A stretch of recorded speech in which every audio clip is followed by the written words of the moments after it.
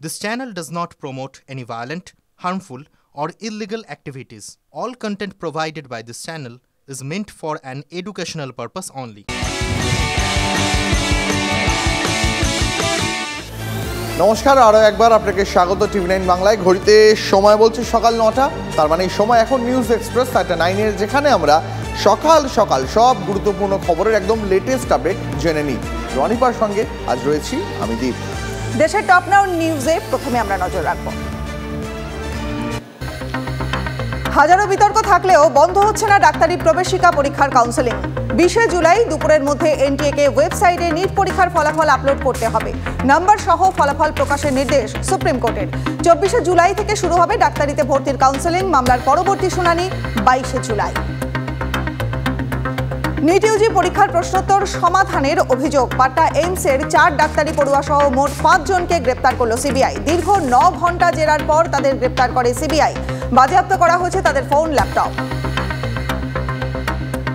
Kanchenjunga express দুর্ঘটনার 1 মাসের মধ্যেই ফের ট্রেন দুর্ঘটনা। উত্তরপ্রদেশের গোন্ডায় বেলাইন ডিব্রুগড় এক্সপ্রেসের 12টি কামরা, মৃত 3, আহত কমপক্ষে 32 জন।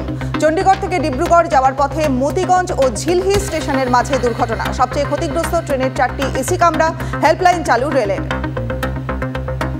উত্তরপ্রদেশের গোন্ডার কাছে লাইনচ্যুত ডিব্রুগড় এক্সপ্রেস দুর্ঘটনার পিছনে কি রয়েছে কোনো নাশকতা?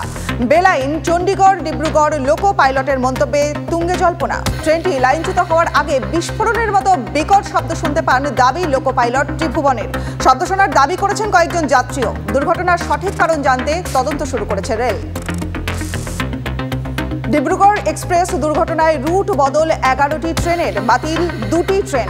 দুর্ঘটনার জেরে বাতিল 1 জোড়া গোন্ড গোরক্ষপুর প্যাসেঞ্জার। রুট বদল করা হয়েছে Howrah Kathgodam Bagh express, Saharsa New Delhi Vaishali express, Raxaul Anand Vihar Satyagraha express, Darbhanga New Delhi Bihar Sampark Kranti express, Gorakhpur Bathinda Gorakhdham express, Katihar Amritsar Amrapali express.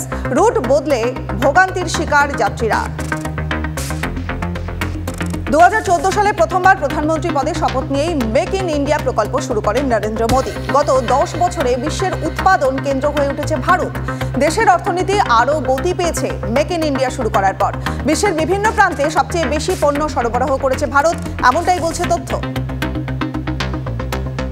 তামিলনাড়ুর উপমুখ্যমন্ত্রী হতে চলেছেন উদয়নিধি স্ট্যালিন। তুঙ্গে জল্পনা। 2022 সালে ডিএমকের মন্ত্রী হিসেবে শপথ নেন তিনি। বর্তমানে তামিলনাড়ুর ক্রীড়ামন্ত্রী উদয়নিধি স্ট্যালিন। এর আগেও উপমুখ্যমন্ত্রী হওয়ার কথা ছিল তার, কিন্তু বারবার বিতর্কে জড়ানোই সিদ্ধান্ত থেকে সরে আসে ডিএমকে নেতৃত্ব।